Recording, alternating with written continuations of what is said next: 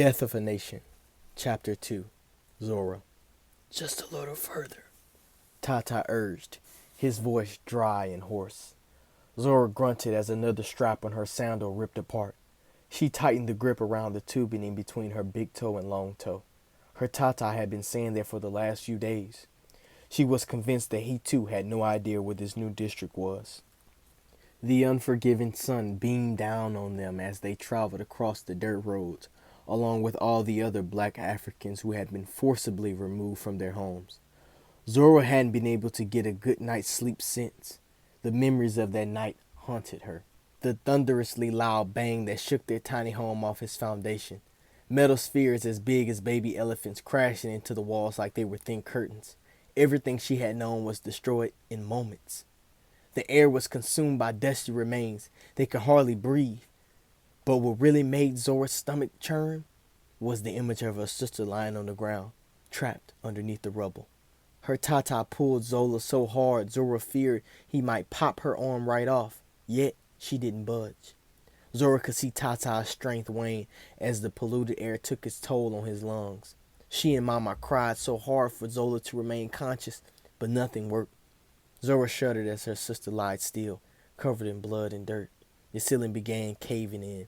Pieces of the house as big as Tata's arms rained down on them.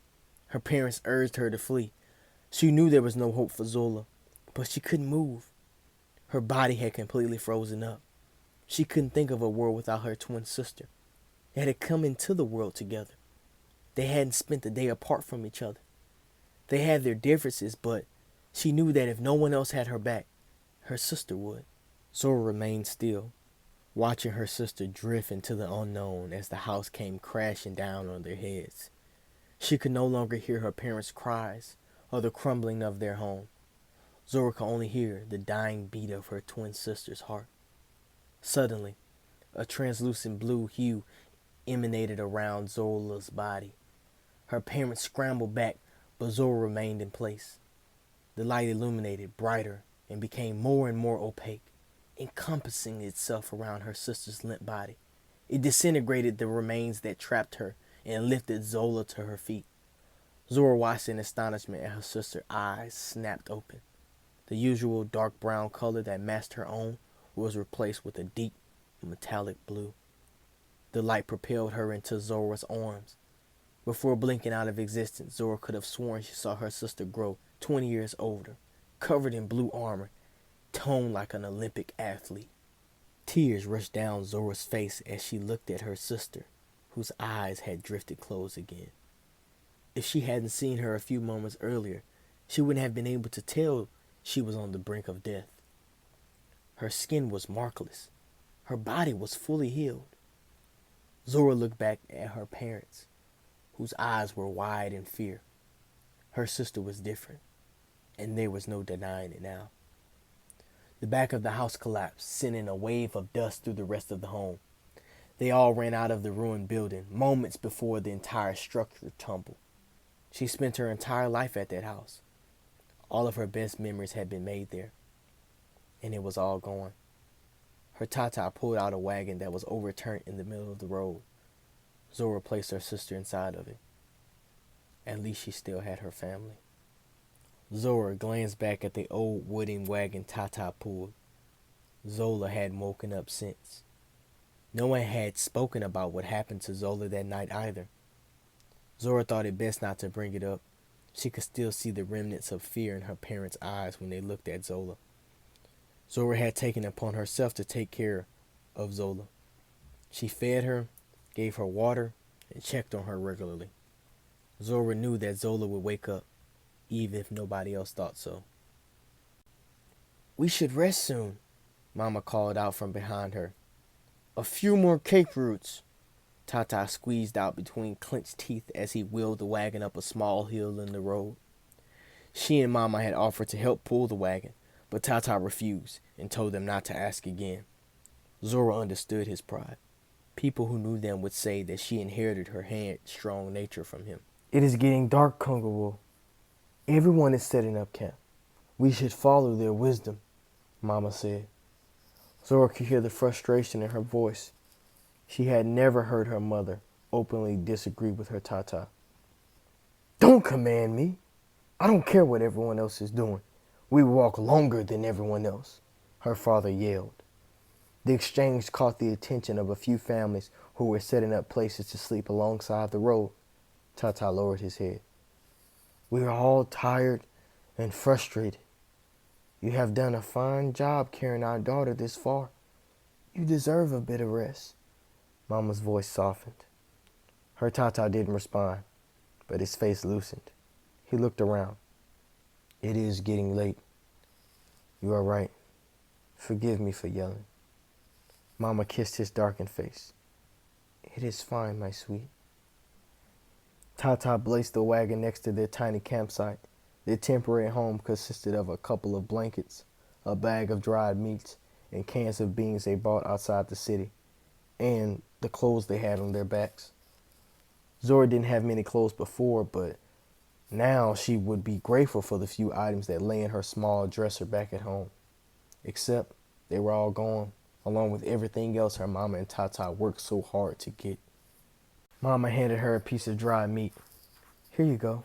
Zora took it and bit into it. The salty taste turned into ash in her mouth. She couldn't enjoy this pitiful excuse of a meal. Her sister's well-being filled the canvas of her mind for the last few days. But now that she felt Zola was going to be okay, reality beat back in. The unanswered questions swirled around like a stinking pile of dung. What happened to our home? Zora tried and failed to keep the anger out of her voice. Mama glanced up at her, still chewing. What? What happened? Who destroyed our home? Zora spoke up louder so that her Tata could hear from where he settled the wagon in the grass. I'll let your Tata answer that. Maybe he'll help you understand, Mama said before she cracked open a can of beans. Tata walked over. Zora opened her mouth, but he waved her off. Not now, Zora. He sat back next to Mama. Zora frowned. Then when? We are homeless, dirty, and poor. Zola almost died, and no one wants to talk about why any of this is happening. Zora's eyes seared hot with fury. Her parents' blank stares only made it worse. Have some beans, Zora. Mama offered her the can. No, I want to know what happened now, Zora yelled. Tata's face tightened. His dark skin wrinkled as his brows furrowed deep into his face. We are nothing to them, Zora. They took our homes and sent us to a faraway land so we could die out of their sight. Look around. Tata pointed out towards the grasslands that lied before them. Hundreds of families sprawled out on the land, huddling together for what Zora assumed was a sense of security. They too were broken and covered in filth. Fear lit up every individual's eyes like dim candlelights. Zora shivered. You want to know what happened? You want to know who did this? The same people who have been doing this for years. Open your eyes, Zora. You are not a child anymore. You cannot speak as you will and think that there will be no consequences. They tore down our homes where little babes slept under their mothers. Do you think they care? Tata's voice cracked. A single tear slid down his face. The moonlight illuminated the many bruises that covered her Tata's body. Bruises she hadn't noticed. Sit down, my sweet. Mama pulled Tata back to the ground and handed him the can of beans. His big hands quivered as he ate its contents. Zora finally understood why no one talked about what had happened. For years, her family had endured the cruelty of the people that ruled over them. It was the same people who owned the businesses her Tata and men like him worked for. It was the same people who controlled the government and denied the blacks any voice. It was the same people who destroyed their homes and families. If it took every breath in her body, Zora would free her people from this injustice. I'll go take care of Zola. Zora hopped up. Her parents remained silent. She walked over to the wagon. Zola's chest rose and fell with every faint breath. Zora looked at the face that resembled her own in so many ways. If she didn't know any better, she would have thought Zola was pretending to sleep so she wouldn't have to walk. Zora chuckled. That would be a relief, but of course she would have to beat her for worrying everybody so much. I know you'll wake soon, and when you do, I'll be right here waiting for you, Zora whispered. She trickled water into her sister's mouth from a canteen. Ubale, you look like you have something good to eat. Would you spare me some? A voice hard and edgy caught Zora's attention. Zora turned around to find 4 rough-looking men standing in their camp. Her tata shot to his feet, standing equal in height as the man who stood in the front. These are rough times. We have none to share. Maybe you could go ask another family, her father said calmly. Zora knew he was anything but. His huge fists were balled tightly. The muscles in his back were tense through his sweat-drenched t-shirt. Let's get back, Mama whispered as she tried to pull Zora from the wagon. Tata's all alone. We can't leave him, Zora pleaded. Zora, for once, listen to what we say. These men have ill intentions. I do not want to see you hurt. Mama dug her nails into Zora's arm. Zora reluctantly followed her mother behind the wagon. I have nothing for you, Tata said again, stepping back from the men. I smell beans, one of the shorter men said from behind, flaring his nostrils. The filth that covered his face was rivaled only by the soiled dark green attire he had on. You're right, Bosco, the one who stood in the front said with a grin. I do smell beans. He was big, with broad shoulders and huge arms. His neck was thick like a hog. He was wrapped in what seemed like an old military uniform, but it was soiled so Zora couldn't be sure. Under the dirt and sweat, the man was handsome, save a hairline scar that ran from the edge of his mouth to the middle of his cheek. The huge man made a gesture with his hands, and the 3 men behind him spread out around Tata. Now that she could see the men more clearly, it seemed like all of them wore matching military uniforms. Zora bit her lip. She was not about to sit and wait as these brutes beat her father for a bag of beans and dried meat. Zora moved to swing around the wagon, but her mama had a tight grip on her arm. No, Zora, she breathed into her ear. The men rummaged through their things while Tata stood boldly in front of the leader with his hands ready to strike. Chidike, they have some good stuff over here. Blankets, meat, and beans, one of the men shouted. Chidike smiled at Tata. Thank you for your donations to our camp. We are much appreciative. One of the men walked over to the wagon. Mama pulled Zora closer to her chest. Zora held her breath. The man ran his hand across the wagon. Zora could hear him whispering to himself. Old, but sturdy. I could definitely use this. Zora prayed silently that Zola would remain unseen. What do we have here? Sleeping princess, the man chuckled. Chidike, we have something here. Before Zora could think about what she was doing, she shoved her mother back and pounced on the man. Leave her alone, the man screamed as he punched at Zora's back, but Zora held on tightly around his neck and bit down on the first piece of flesh she could find. She could hear men in the background laughing, then Chidike's commanding voice. You cannot handle a little girl, Kojo?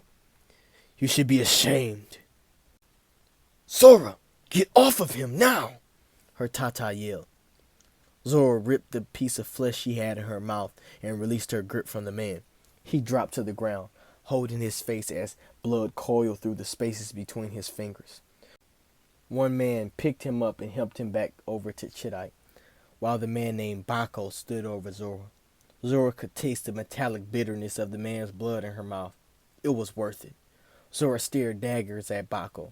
His eyes were filled with a wild curiosity that brought fear into Zora's heart. Zora is your name, he asked.